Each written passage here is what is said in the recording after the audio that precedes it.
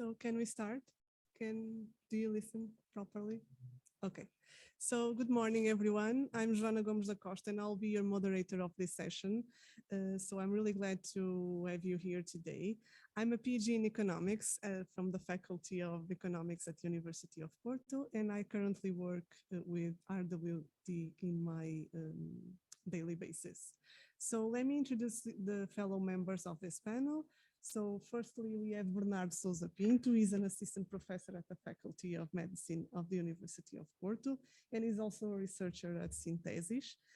Here we have João Almeida Fonseca. He's the head of the Department of Community Medicine, Information and Health Decision Sciences, as well as an associate professor at the Faculty of Medical School. I'm sorry. And last but not the least, we have João Almeida. He's a pharmacist and he's been working for the past 9 years in medical informatics. So each one of you will have 20 minutes to present your ideas, and then we will have some brief minutes to discuss and have questions from the audience. We want to make this as more intervenient as possible, so please feel free to reach out if you have any questions or doubts. And at the end, we will have also some questions for you to be introduced. So as you know, health data is related to health conditions, reproductive outcomes, causes of death, as well as quality of life for an individual or a specific population. And this data actually introduces some clinical metrics along with environmental, social, economic, and behavioral information that is pertinent to health as well as our well-being. Through this data, we can have and assess some current situation regarding the sanitary conditions of a population, and we can use this evidence to introduce more personalized surveillance throughout the pandemics. And that was the case of COVID-19, although this was not made as so automatic as we think. So COVID has introduced and has deepened some multiple asymmetries throughout the different health systems around the world. And the idea of considering and introducing some real-world data to generate evidence has made the digitalization of health a necessity, not an option. So this is perhaps a more accurate statement and should guide our way of improving the collection of this data and possible generation of evidence. Health is now, and it has been for the past 2 years, the center of political and societal attention, and the need to achieve multi-sectoral negotiations is at the top of our concerns. So after this, I'll end the word to you, Bernardo, so we can start.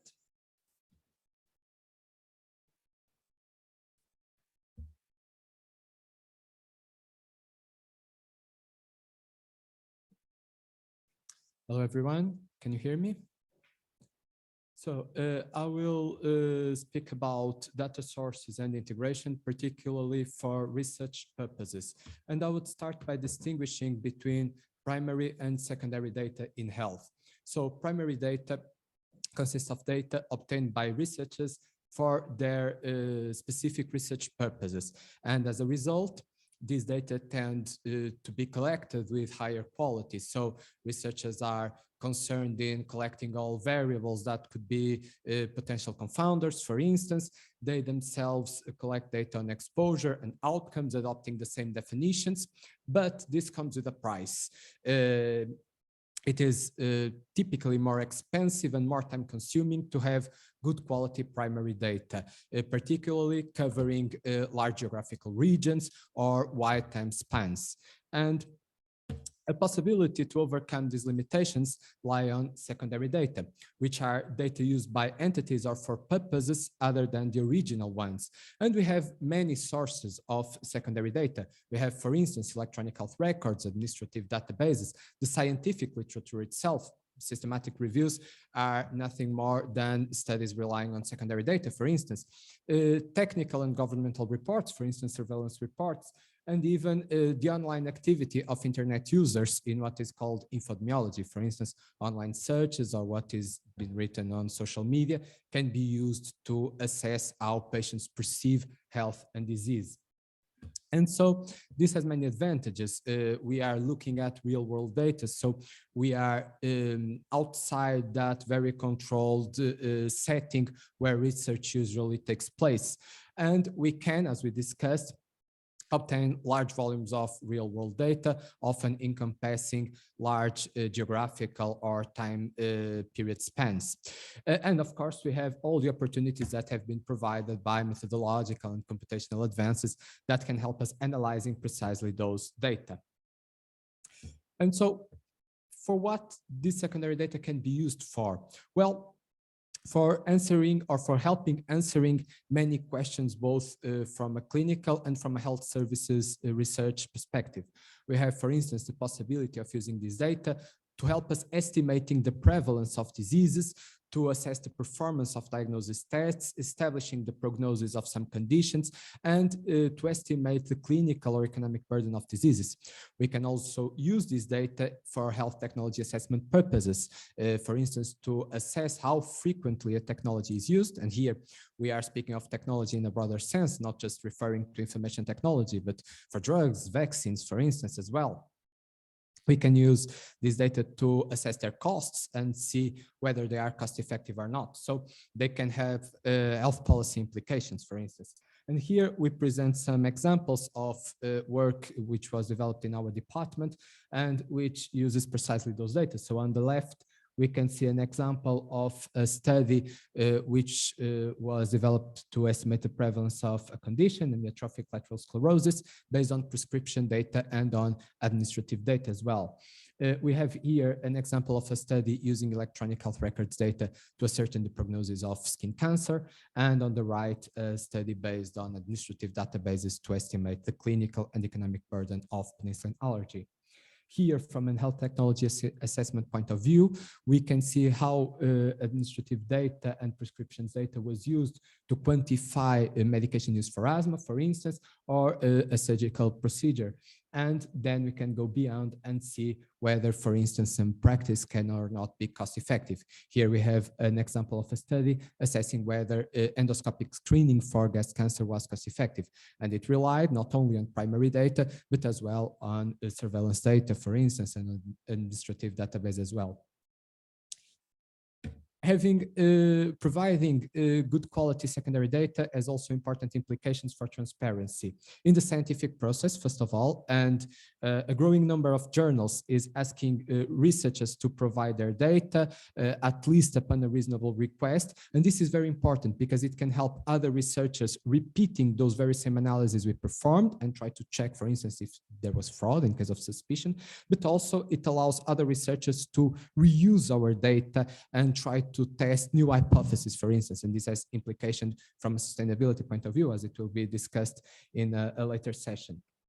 And of course, from governmental and non-governmental entities, providing data can help improving the systems themselves. And we have good examples, for instance, of data availability. For instance, in Brazil, we have DataSUS, in which we can have access to raw data on admissions, on outpatient consultations, for instance, for all the states. And there are also other examples, for instance, in the United States and the UK, we can have using certain queries, some aggregated data. It's not raw data, but we can have some detailed information on number of procedures, outpatient episodes, emergency department episodes, etc. And finally, we have discussed the potential, the advantages of this data, but the biggest challenge comes in their integration and in their combination with primary data. And here we have an example on how we can combine different data from different sources. For instance, we can go from what is on electronic health records, administrative database, and technical reports, not only to generate new studies, but also to integrate this information in systematic reviews and other evidence synthesis studies. And on the other hand, to feed decision analysis models, which can be used as a basis for economic evaluation studies, for instance. And doing that is a challenge because it requires consultation of data from multiple sources. It requires a series of methodological techniques, but it can provide some very interesting results. We can here have some examples from our department again, in which we have precisely done what has been shown on the picture on the previous slide, to test if insulin allergy testing was cost saving, and we combined information from technical reports, administrative data, European data, systematic reviews, surveys. And here we have examples of combining epidemiology data from online searches, for instance, in order to try to assess whether they can predict asthma hospitalizations and use as alert systems. But we have many challenges, as we discussed, not only these multiple sources, but also on the multiple definitions which are often used in those different sources for referring to a certain disease, differences in geographical covering or in the time period assessed, which makes us having some often difficult methodological options. Data quality is not always the ideal one, because we are speaking about data which are being used for purposes other than the ones of research. And so we can have heterogeneity, incompleteness, lack of potentially relevant variables which have not been collected. And of course, this makes these studies more prone to selection bias, information bias, and confounding. How can we overcome these limitations? Well, it is difficult, but we have to ensure good quality secondary data, but we have to ensure as well that we have good mechanisms of collecting primary data in a way that is systematic, which is sufficiently wide from a geographical and time span point of view. For instance, having systematic disease registries and combining these multiple data sources, perhaps we can further advance our scientific process. Thank you very much.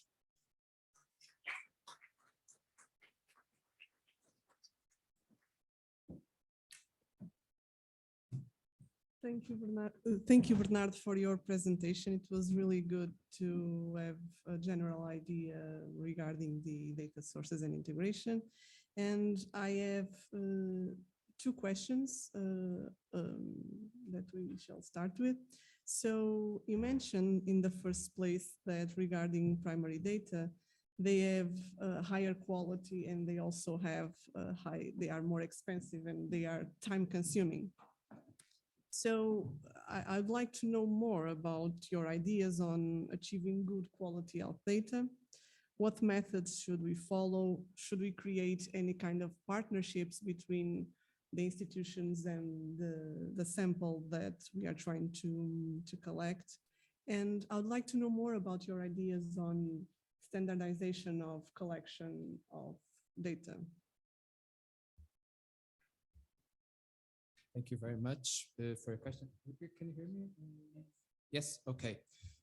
So indeed, this is a generalization, but if we want to have large volumes of primary data and of sufficient good quality, this is a process that can be expensive and time consuming, but planning systematic registries, for instance, for diseases, for certain conditions, can be a process that can be worthwhile and then can help us reaching good data quality, and at the same time covering the scopes we want to.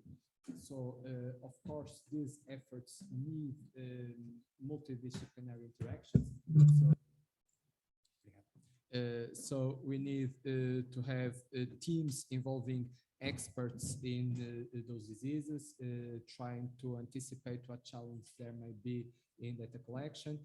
We should have people from information systems as well, people from a methodological background, from a data science background, so we can have registries that can be more easily accepted on one hand and can ensure the quality we may have. And of course, we need to think in advance as well in good ways of making available those data for researchers who want to use them and to want to reuse them to test their hypothesis. Thank you, Bernardo. And just another quick question. I would like to ask the audience if you have any questions, please feel free to reach out. Don't be shy. You mentioned some of the challenges that you think that are more present in the daily basis of data collection. And do you think that these challenges could become an opportunity for us as researchers to have different ways of collecting the data?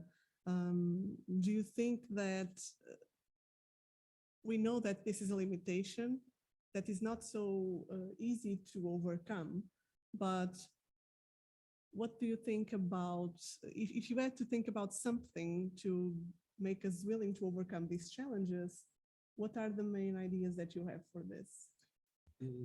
Thank you. You mean, for instance, for data which has been already obtained and which is very heterogeneous in its nature? Exactly. Well, there can be some advantages of that, of course. For instance, if we have data collected by different entities and adopting slightly different definitions, for instance, we can try to assess whether our results are robust or not. And this could be an advantage in the middle of our problems. So we can try to check this robustness of results. Of course, it can provide us an idea as well on what is the real life situation. And if we are aware of those limitations, it can also help us designing new methods for data collection with good quality. So if we are aware that, for instance, different definitions are being adopted for the same disease, we need to take that into account if we want to develop a new registry for that disease. We need to take into account that it may be understood differently for different specialists and try to assess how this can be overcome. So I would say that these can be some opportunities in face of this limitation. Yes, thank you, Bernardo. I also agree with you, and we will let the new ways of collecting data to further discussion here.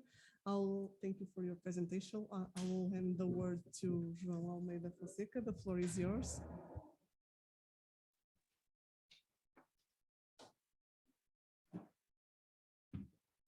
So, hi everyone. Nice to be back to the pharmacy school.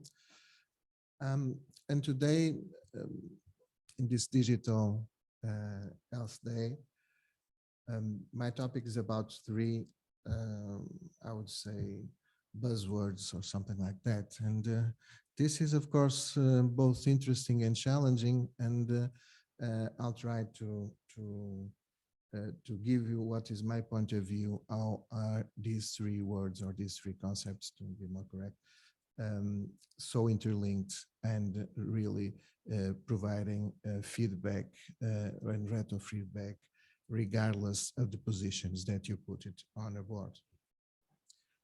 But first of all, this is a very old slide that I use a lot, and from a very important document in the beginning of the Center of the Institute of Medicine of the United States. And even then, of course, this was for specific for the United States, but it's actually completely true, as we'll see again and again, and during this next few minutes, that is completely true. And we are continuing 20-something years again, past to do the same thing and try to solve the same problems with the same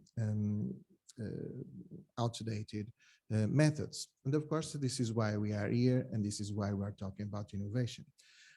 There are many changes in health and healthcare and health problems, of course, but I would highlight these three ones because the first one is completely at the center of the problems of our own health system, because it has been and it continues to be developed around acute care. And of course, this is no longer the problem that we have. The biggest problem that we have in healthcare are, of course, chronic disease, and most of them preventable, etc. At the center is putting the patient at center, and we all say this, and especially the managers and the politicians say this, but nothing, absolutely nothing is done about it.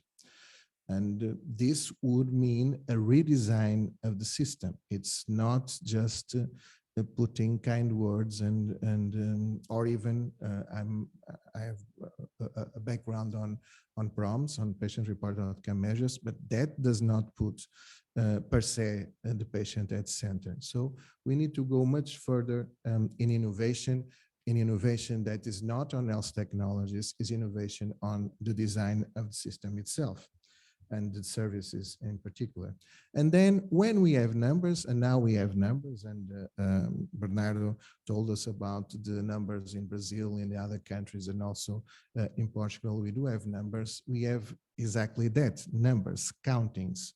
We only have countings. So we don't have, well, you may say mortality is an outcome, or you may say the number of days during an hospital admission is an outcome, or you may say if you are at an the number of people going to ICUs, it is an outcome, and it is. It's kind of proxy outcome of severity and need for care, but it is far from sufficient to get to what we need to be as soon as possible, which is trying to establish the value of what we are doing in healthcare.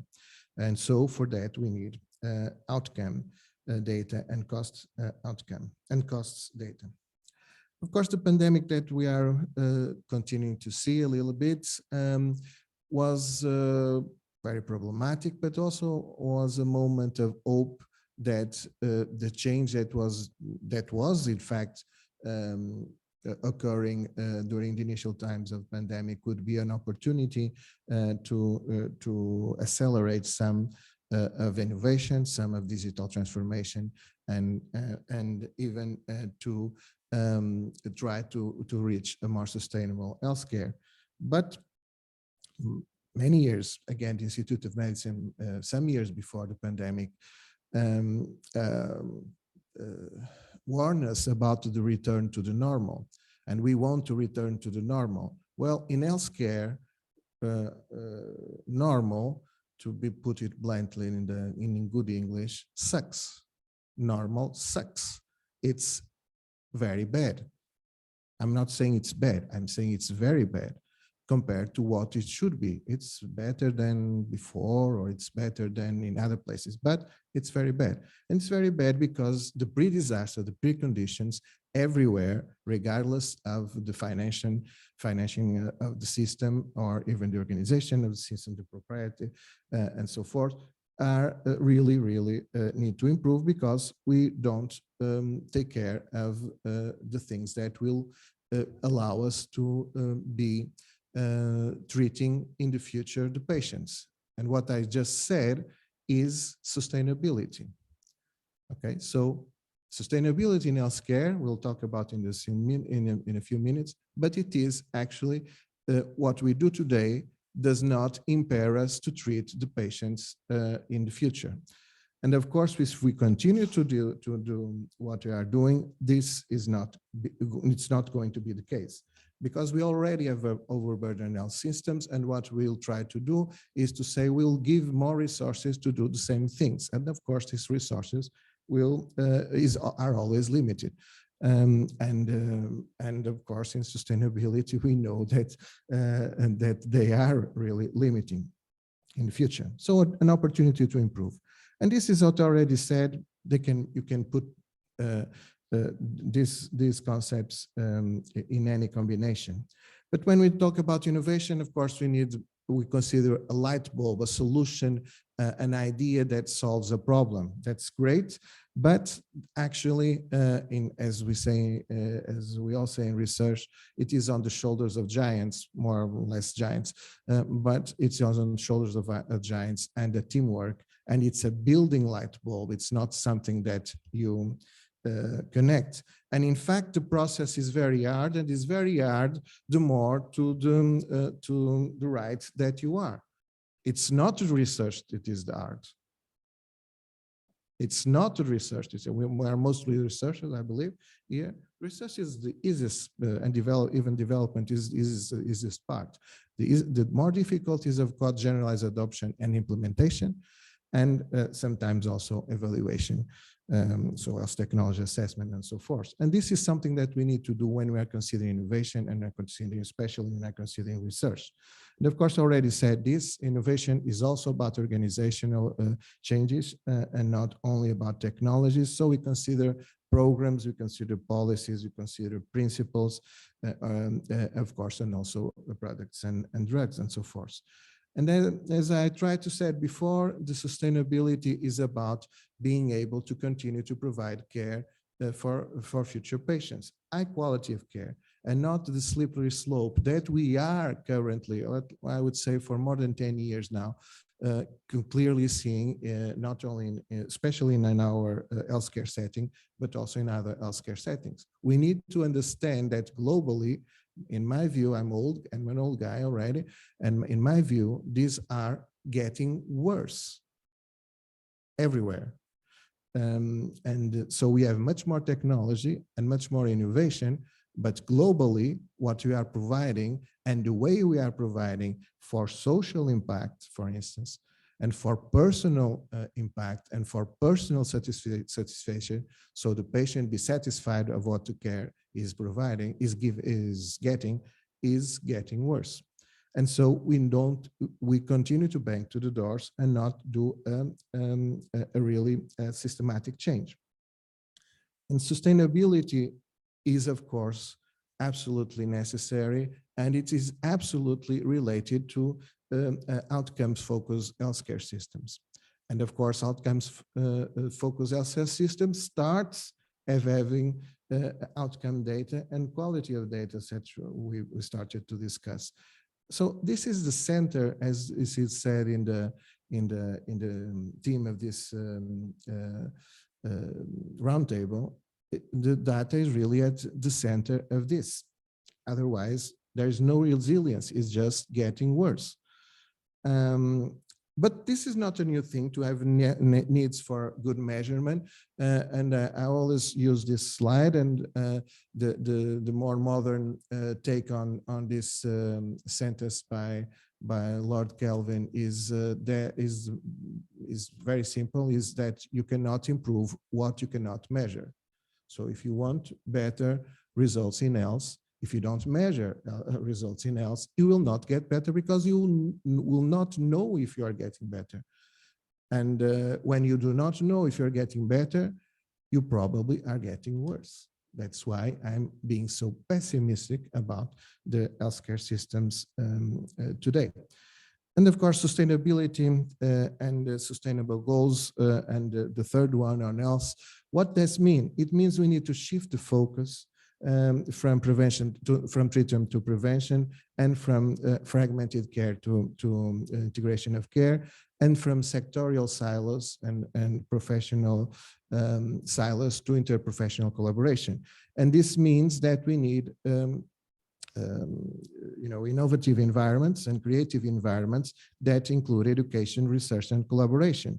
And for that, we need to create new interdisciplinary educational courses. And of course, the department that I'm currently head of has something like this for a long period of time, and more in the last few years, going specifically to a PhD on health data sciences, and also, of course, continue to work on evidence, on methods, and on medical informatics.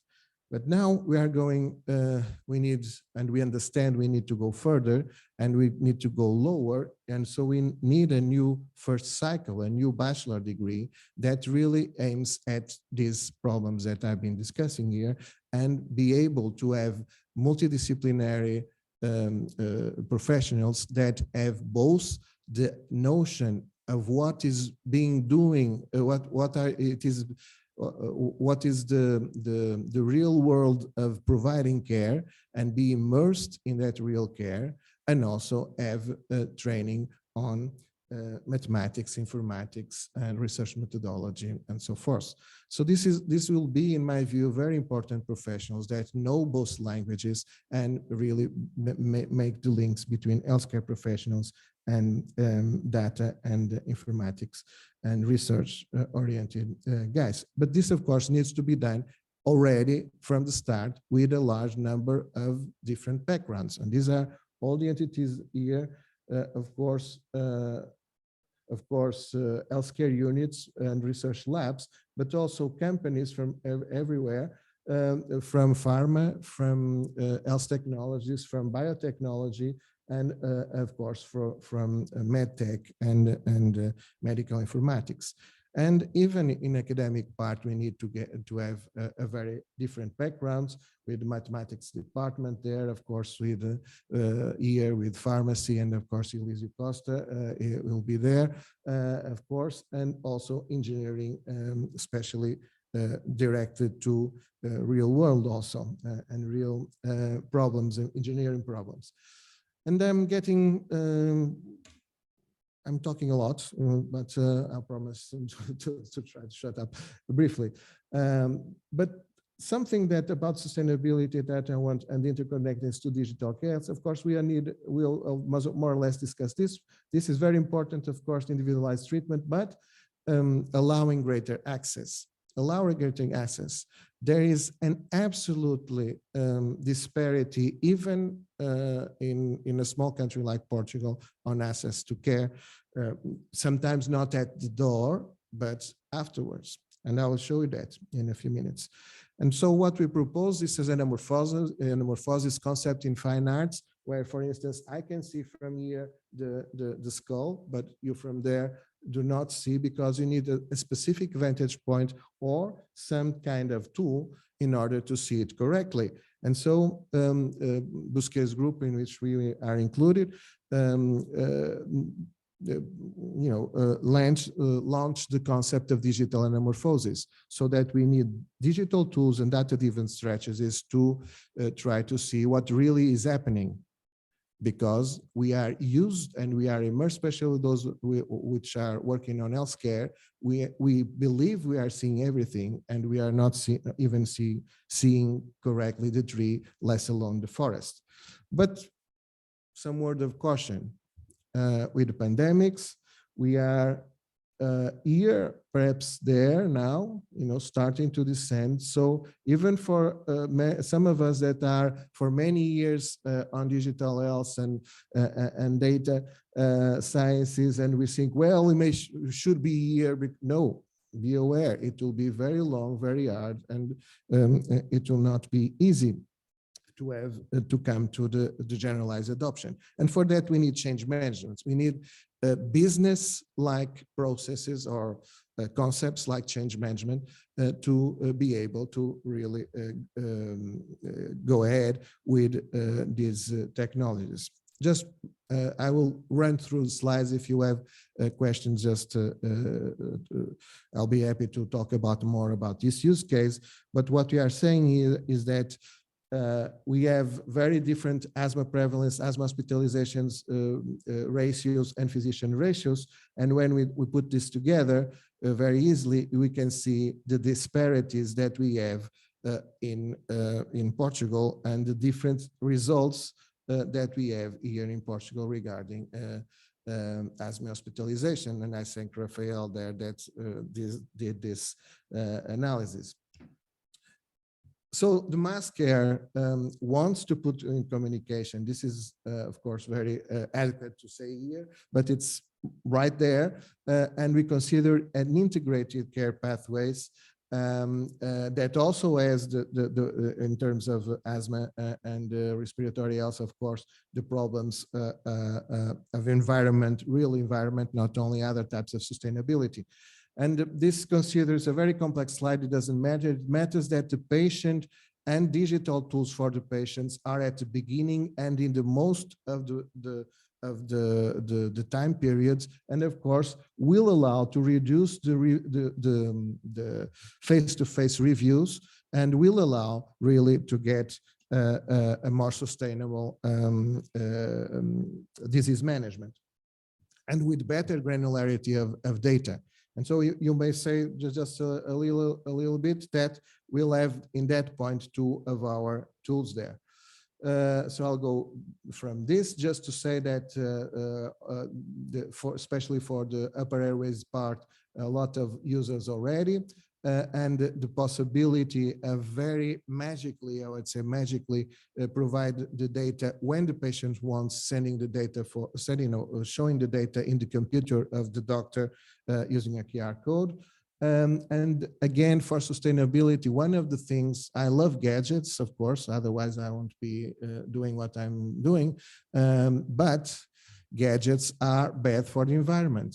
Gadgets are a mess for implementation, are horrible to, if you need an additional thing in the process, you are at a problem of producing those electronics, of making containers of the ships going from one place to the other. It's a mess. So you already have a fantastic tool in your pocket, and you should try to use the multiple sensors in your pocket to using data to be able to do things like objective adherence to medication. That, of course, is one of the reasons I'm so interested in adherence to treatment, and also respiratory sound. So the patient can use the mobile phone to collect lung sounds, and that can be either sent for interpretation or have some models to try to identify lung sounds that need attention. And so just to see what happened there, and it will take, and it will detect the dose counter, and I'll skip this. I'll just say that it is possible, even during the pandemic, and we always say, oh, it's not possible to do clinical or applied research in Portugal. Well, even during the pandemic, we had 30 primary care centers that included a lot of patients. So it is possible, and it is something that we need to do. And this is also a very complex slide, but just to try to pass to João Almeida there, which we are some from the same department, we are not family. Okay, so that's to be. And what happens is that you have a lot of fear, so standardized communication there, and that is, and a lot of security also, which are two things that are very important, and the possibility to link data from the patient to, for instance, as Bernard already said, to disease register like severe asthma register. And so it's very simple, a token, put it on the system, and the validation of the data that has been collected through the time, and it is on the medical and clinical system and record. So this is very easy things, difficult to implement, difficult to put, to adopt in a larger scale. That, of course, still needs a lot of work, but do have the potential to change management, in this case in severe asthma, but everywhere. So we are still in a sketch of a light bulb. We don't have the light bulb. We don't have the solution yet for healthcare to be sustainable, and healthcare to use the digital tools in a broad and meaningful way. Thank you.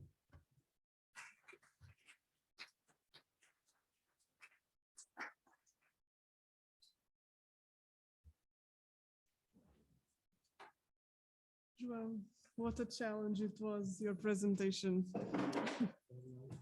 Yes, I have gathered some keywords that for now we have discussed. So according to Bernardo, we have data quality, we have some idea of quantification that João already mentioned, and there are some key points that at the beginning might seem a little weird, but they are very curious so far. So João mentioned the change that we need to do. He added words such as value, sustainability, R&D, innovation, social, and quantification as well. And I believe that in order to wrap up your presentation, you showed us the picture of a distorted image. So at least for me, it guided me through different perspectives that we might have during data collection and data approach. And this is actually related with the patient being at the center of the approach. So if you had to tell us that, do we learn something from this pandemic, or are we more able to produce good data now and put the patient at the center of the approach and use this to invert the idea that we are sick and we have treatment? So we are talking about prevention here. Do you think that a multi-sectorial approach will lead us to a better movement of patient in the center of the approach, and we will have different perspectives aligned to a single one that will lead us to a good endpoint, or at least a good path?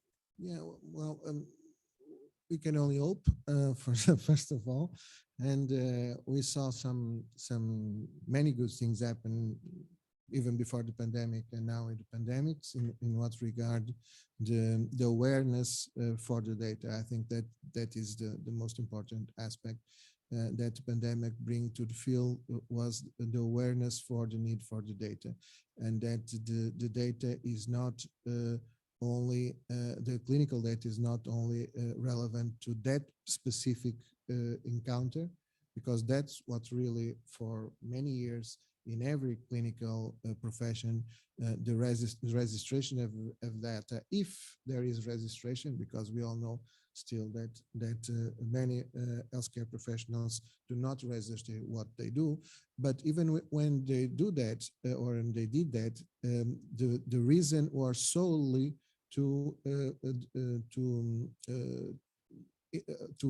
of interest to that specific encounter, or at the most to the next encounter with the same healthcare professional, or well, during hospital admissions, maybe the same group of professionals. Okay, so, and this, of course, when we have the pandemic, that says we need to be much more aware of the data as a general concept to know what is happening and to try to see trends, and so in a simple way, but try to reuse the data.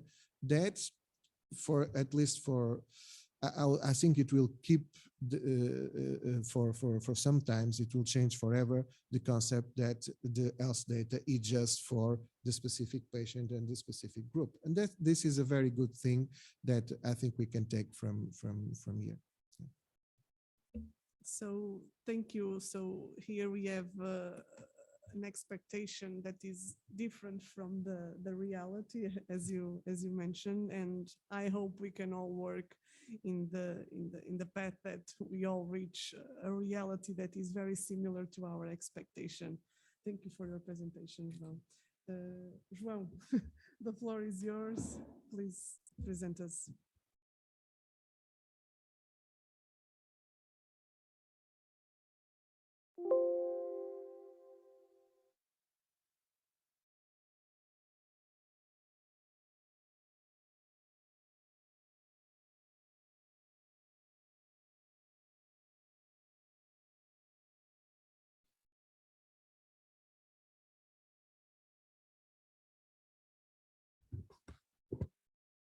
Now you're hearing me better, I hope. Nice, thanks. So as I was saying, trying to talk to you about some of the things that I've been working in the last few years, and of course, sharing the panel with such bright people. So let's get to it. Interoperability. It's a kind of a word that has a lot of meanings nowadays, and it can be very philosophical in sometimes. But the issue is interoperability is nothing more than talk about data and getting data to where it needs to be in the right moment for the right person regarding the right patient in the case of health data. And obviously, this is the main purpose of what we are talking about here.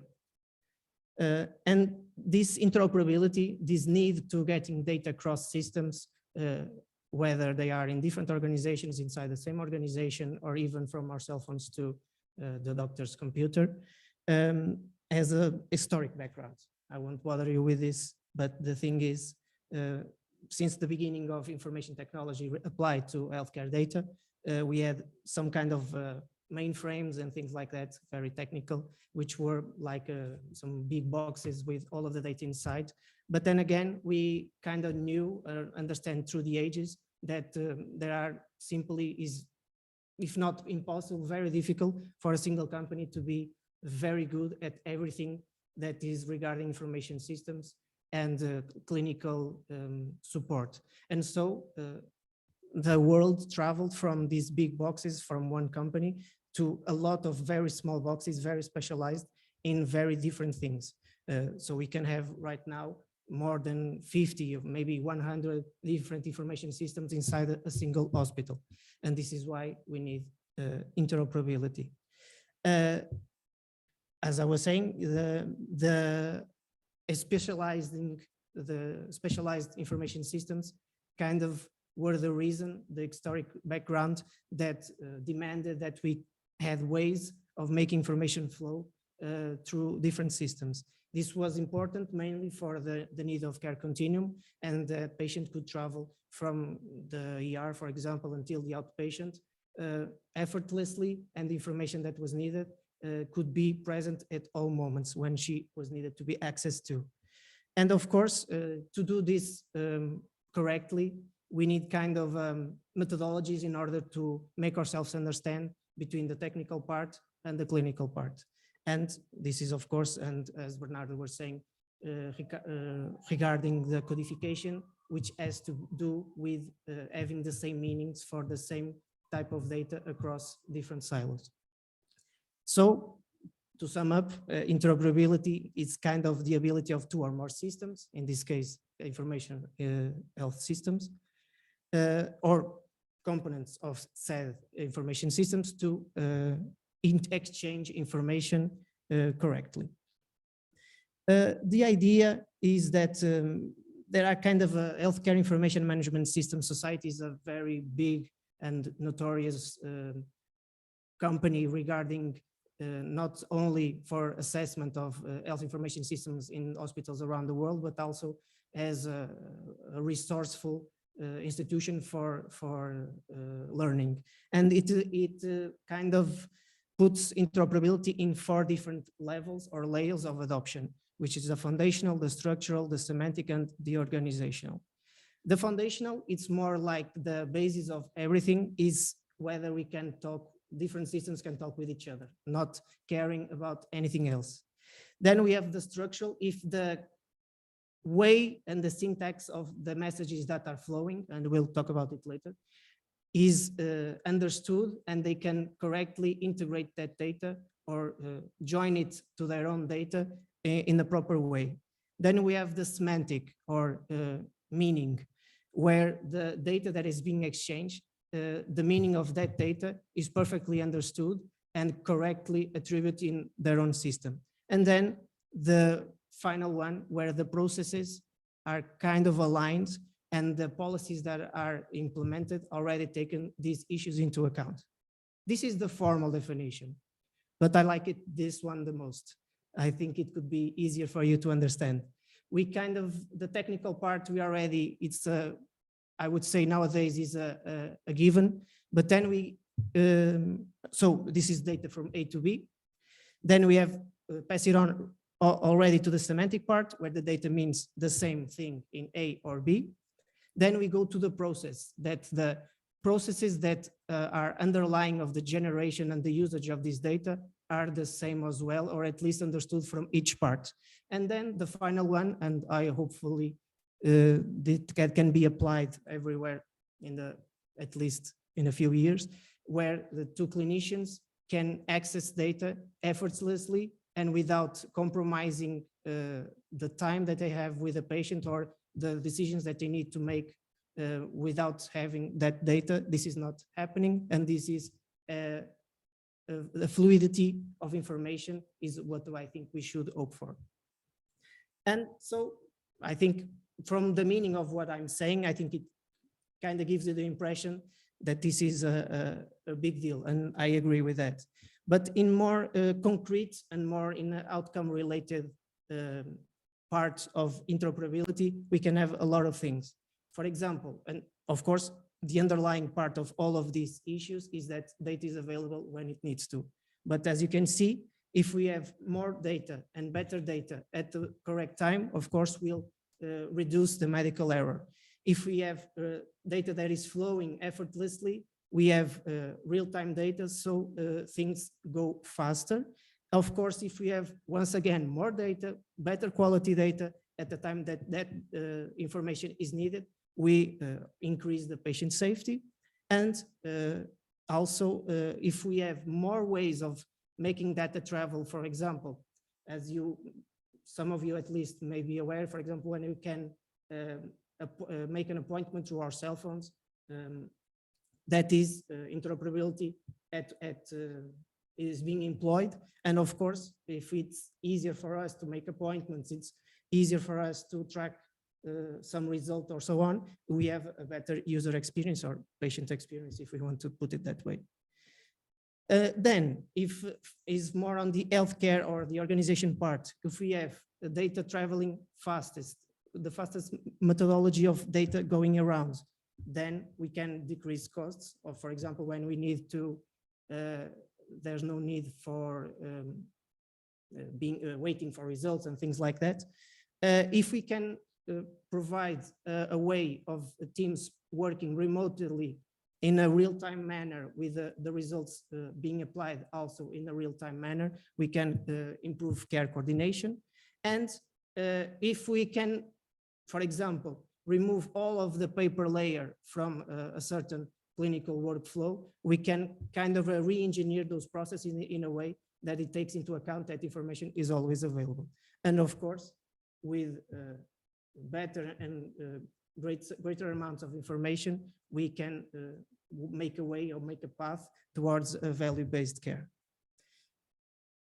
And this is turned around, but the thing is, it is hard to implement this because from the examples that I've shown you, I hope that you are all at least evangelized a little bit regarding the need for interoperability.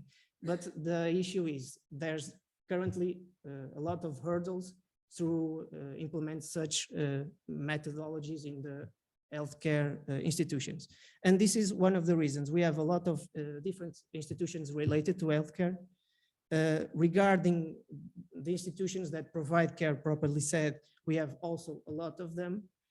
Then we can also add the private practice as well. And even inside every institution, we have a lot of different clinical departments, a lot of different logistical departments that all of them have their own information systems. For example, in here, at least these highlighted are all of them different information systems, different softwares with their own uniqueness to them. And of course, this uniqueness translates to having a lot of different information systems inside an organization.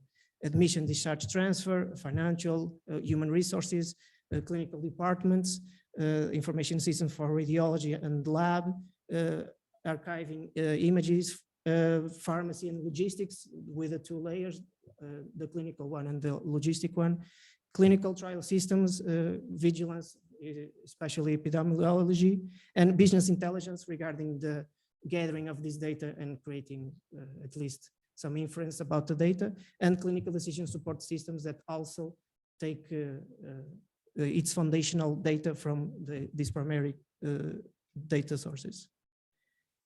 But even in every department, we can also make more branches to this issue and see that there are a lot of different clinical flows.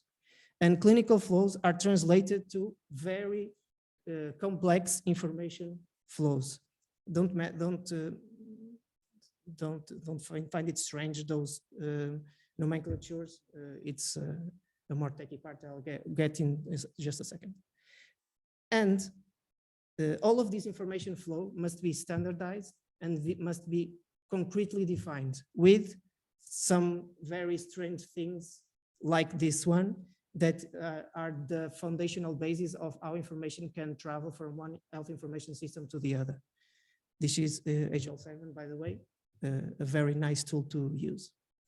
So if we have hundreds of institutions, each one with more than 50 departmental softwares or specialized softwares in certain tasks.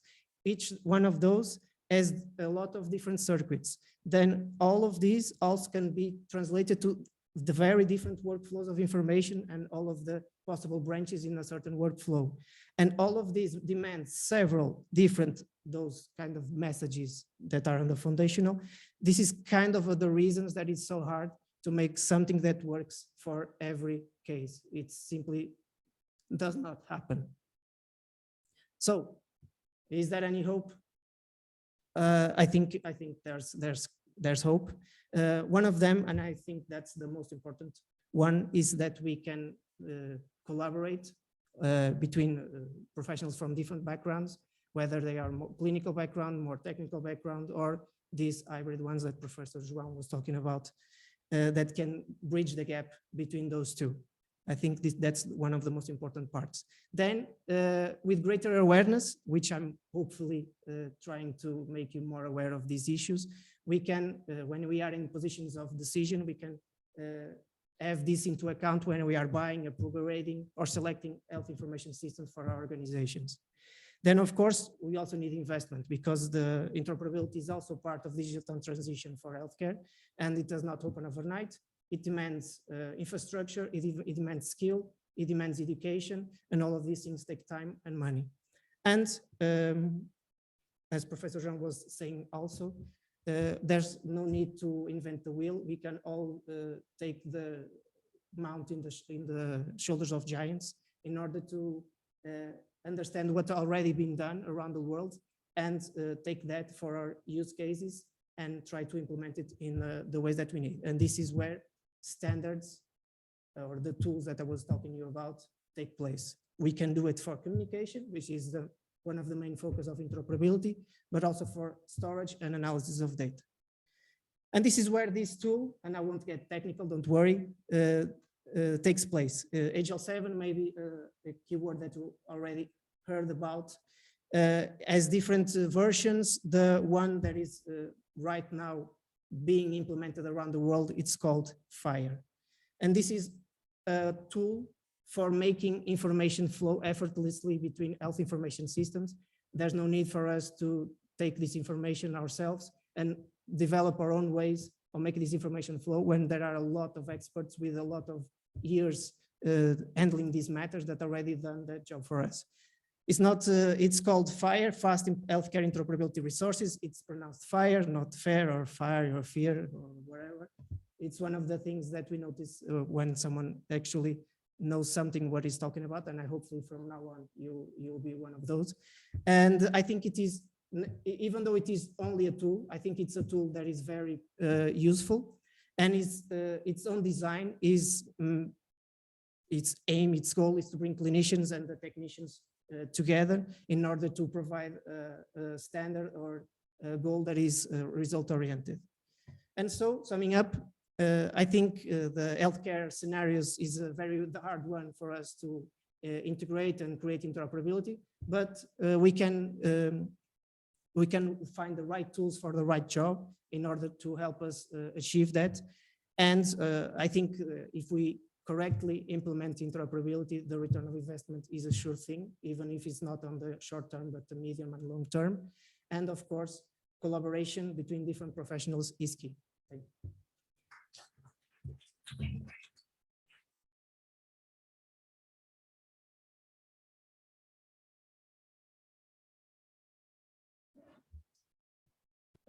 So, João, what an interesting presentation and what an interesting panel we have here. So we start again with data quality, and then we move along to some ideas regarding change, R&D, again, quality with João Almeida Fonseca, and then we'll reach out to this, João, I'm sorry, we both have similar names. So, and we have words such as interoperability, we have an idea of pathway here. We also have ideas regarding multi-sectoral approaches, efficiency, and we reach out to the big name of digital transition. So I was wondering and questioning myself while you were presenting, If you had to think about data collection and guarantee that we are using similar data to guide us to different and approaches or modus operandi, and if we had to have similar results, what are your ideas regarding standardization or good practices regarding data collection or using this data? And I was also thinking about a challenge that, so is a challenge regarding the software that it is being used, or is associated to the professional or the individual that is using that software?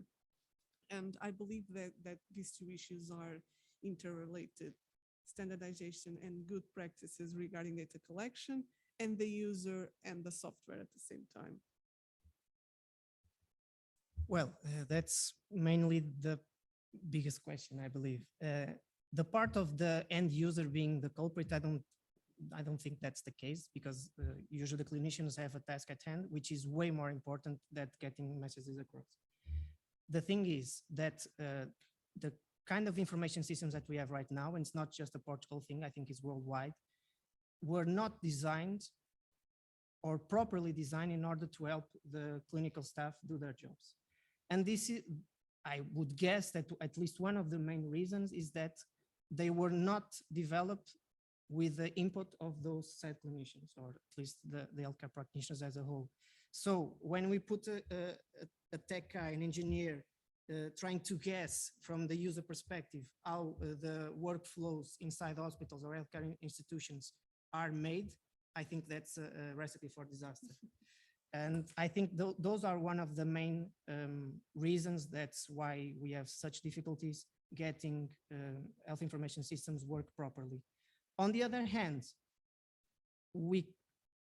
if we had a more hybrid profiles in order to bridge this gap, because it's even sometimes, even if the tech guys are trying to talk with the clinical staff, sometimes there's literally a lot of information lost in translation, because it's from very different worlds, and sometimes it's very different to bridge this gap.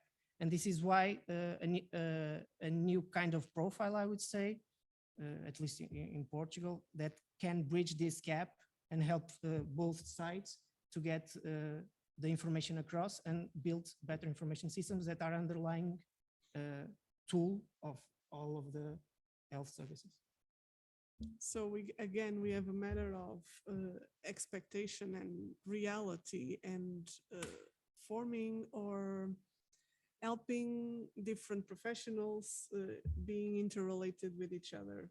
So is this the idea of having a good way of going through digital transition and considering a more efficient way to have data? So thank you, João. It was very clear, and I believe that these three colleagues have approached different aspects of digital health and ways of collecting it and putting it into our daily basis as a way of getting results and ways of measuring our ideas and research questions. So we now have 20 minutes to have a brief discussion, and I would like to have kind of a question from the audience. We are not supposed to be just the four of us talking here. So I believe that you are shy, especially because the day started with the rain. Oh. Perfect. So the day started with the rain, and now you are smiling just like the sun. So yeah, okay, thank you very much. We've been promised rain since yesterday, and bought an umbrella actually for that. Yeah, that's important. Carried with us. One question for Professor Fonseca. So if I understood correctly, it was a Portuguese slide. You have a license program in digital health that you are planning to start now. Where will these people work? Well, this is the question for every course, even if it's where will the next generation pharmacists work? This is much more like that. And we have a lot of changes. When you consider higher education, you don't know the future. And I'll give you an example from 10 years ago, when some of even family and patients actually started civil engineering, so building stuff a decade ago. And when they started, the people that were ending, even in the third year, were already contacted by companies because there was a very big lack of engineers, civil engineers. When this guy ended, no one had a job. Okay, so this is even for a traditional course like civil engineering. But more importantly to your question is not if they will have jobs, because they will have jobs. Every person that works in digital health knows there's no problem in getting jobs. But what will be the jobs? That is something much more interesting. And I hope that, of course, they will fill that gap. They will be experts, not only in data science and informatics, but also understanding, as João just said, the language and the way clinicians think, and be able to be immersed in clinical service for some time, and that will make a huge difference.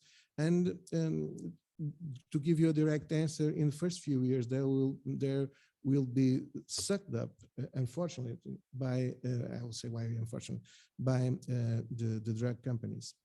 Because the digital world in pharma industry is so big now that they need data, they need digital, and they will probably get there. But I hope in the future they will be the leaders, they will be the middleman managers of healthcare, and they will be the innovators on the startups, because they will have this connection.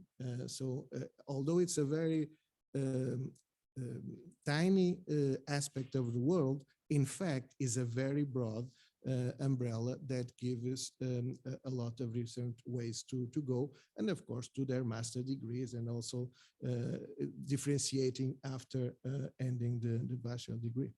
So sorry for the long answer. Yeah, thank you very much. I think, well, where we come from an ecosystem, I'm teaching at public health department, and sometimes, let's say, the ecosystem is not prepared for this kind of people. Probably the Right. Portuguese, probably European level ecosystem might be better prepared to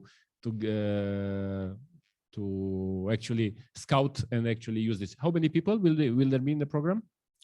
Well, 40 per year. 40 per year. Yeah. And one more question, and I will let the others on interoperability.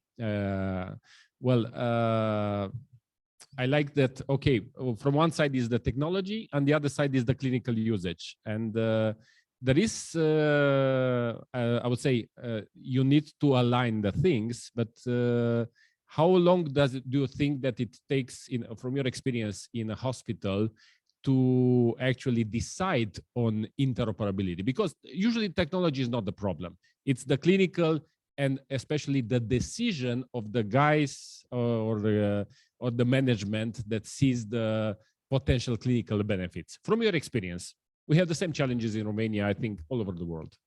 Thank you. The issue is one of the biggest hurdles, I believe, it's that the return of investments is on the medium long term, not immediate.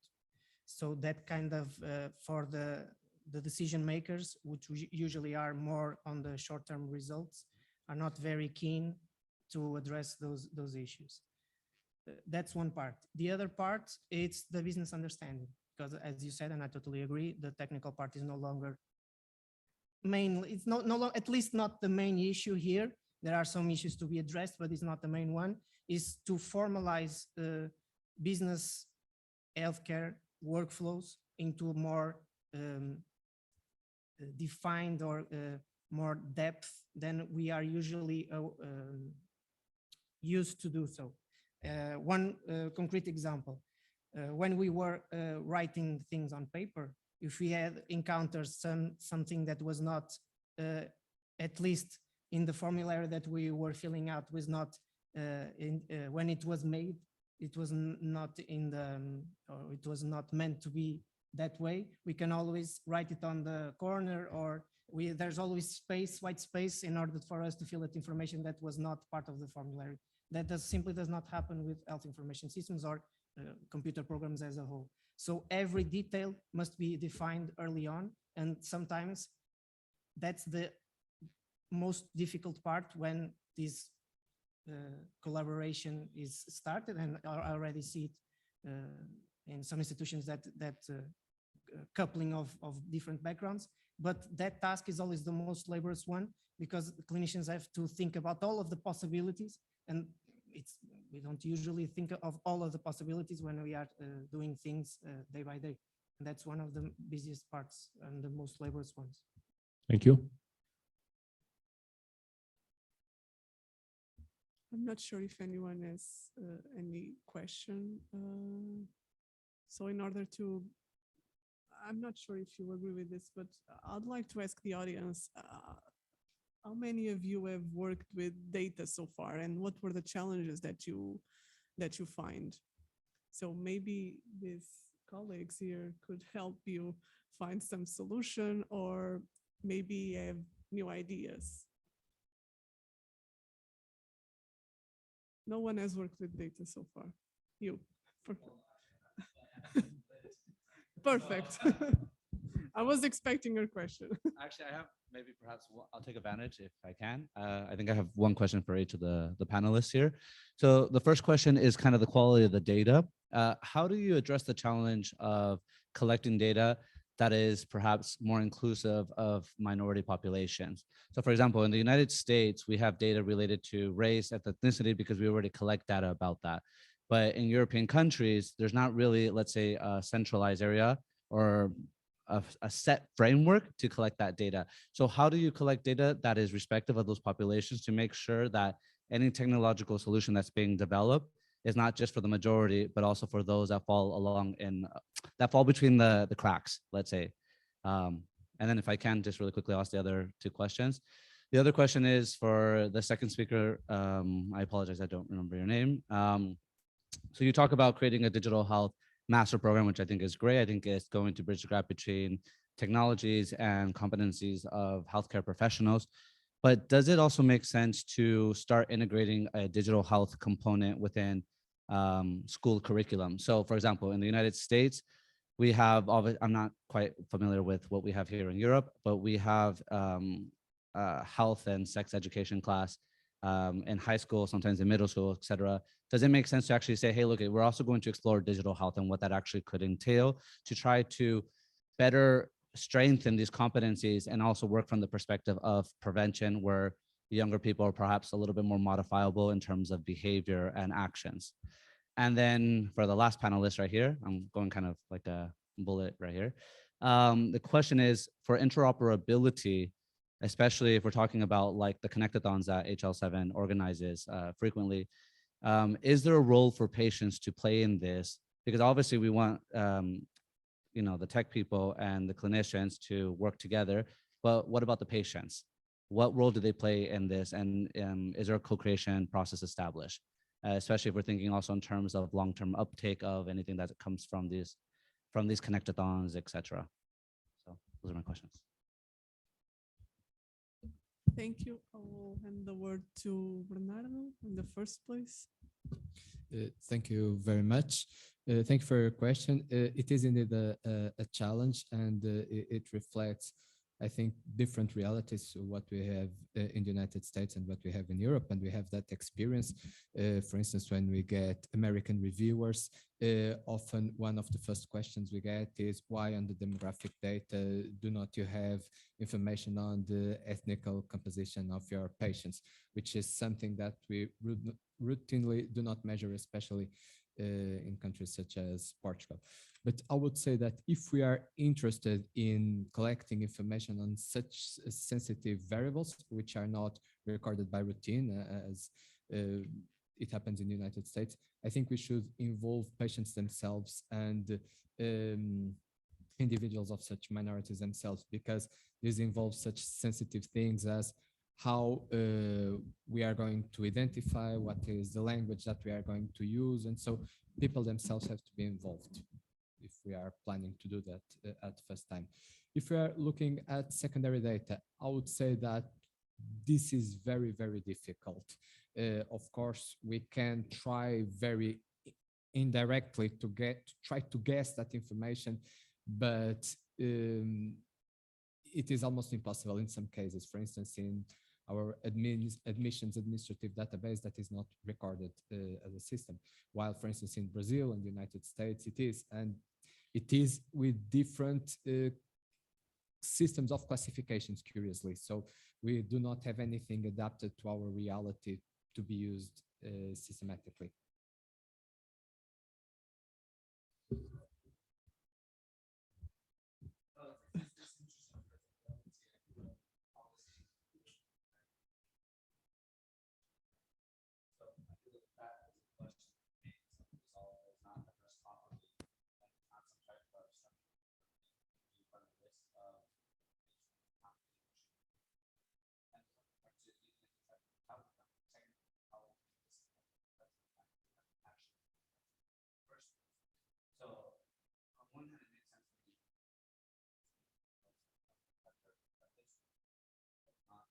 But it's true too that not taking that or not resolving that issue or more aggressively, I wonder if there's also some uptake of power, perhaps not now, but later on in 15 years, 20 years, when really societies here are very different to achieve.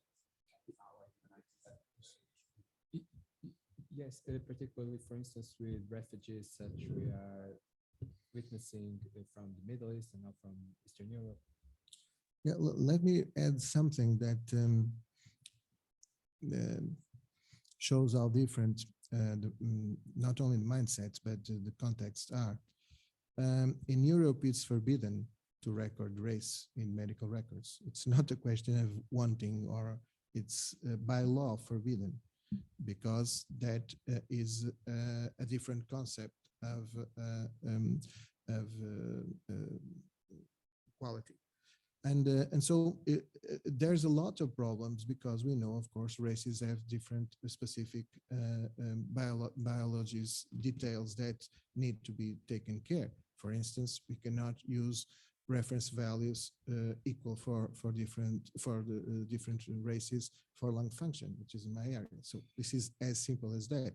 But it's always very difficult, even for collecting primary data, to include the ethnicity in it needs always is one of the first questions on the ethics committee and on review boards is why are you asking for ethnicity? So this is completely different. And I agree with you that it's not a question of how many, if the Europeans have more or less percentages of different ethnicities, because that is not the case in many European countries already. In France, for instance, it's not the case at all. So it's a matter that needs to be solved. Otherwise, as you said, it's not only the problem that the other ethnicities will not have the better treatment, is that we don't know at all, and we are doing everything in the middle. It's not a specific, the most frequent race. No, it is bad for everyone. Okay, it's not only for the minority. So we need to change this, and this need to address the biologic aspect of ethnicity in healthcare is important, and therefore I agree with you that minorities are being left behind because of a thing that in theory and for society in general is, I believe it's a good thing, not giving private details, but it's a question in research and it's a problem in health care. But answering your question for me, sorry. What was it?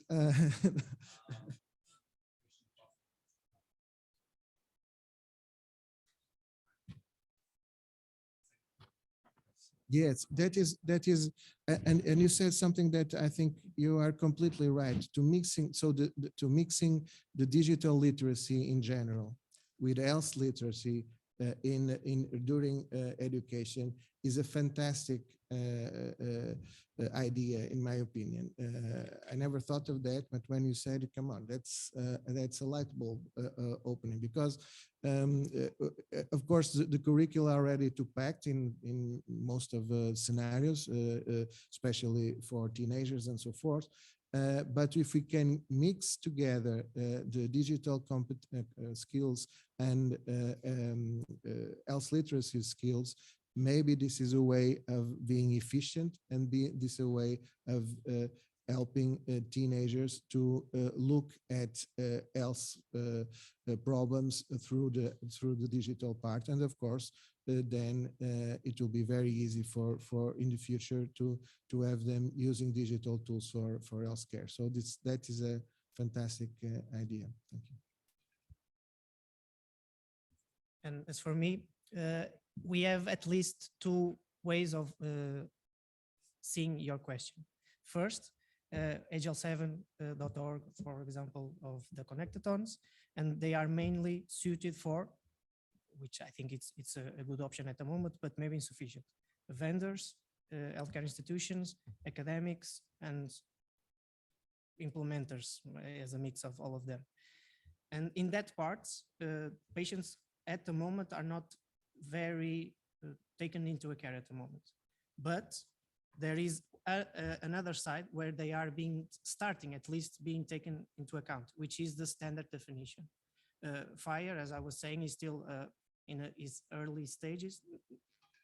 It already has some maturity, but is still being developed. And in that case, as the standard is being defined, patients already were taken into account, for example, defining resources, which is like the message part, which is related, for example, patient-related outcome measures. And so that layer, that scenarios are already being brought into the standard in order to try. This is like the first step, and maybe the second step will be, with those resources already defined, try to put them together into a connectathon, and then yes, we can ask patients and, for example, mobile devices and things like that in order to make a front end for patients, in order to see if, for one, the standard is being correctly developed, and secondly, if implementers, vendors, and institutions are aware of that and can integrate interoperability implemented towards those patients with those devices that are intended to be used. So we are just on time to finish this session. It is exactly, or at least in my watch, 1 p.m.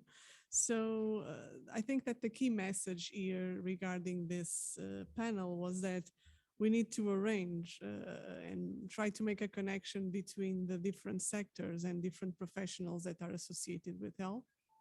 And in this sense, we will have better ways to measure and achieve the results that we are trying to achieve as researchers or professionals or any kind of activity that we are dealing with. So I'm not sure that if our colleagues have anything more to say. If they stick around and if you have any further questions, please reach out to them throughout this day. They will be delightful to answer and have a lovely chat with you. So thank you all for attending, and thank you all for coming here today and present these lovely presentations. Thank you.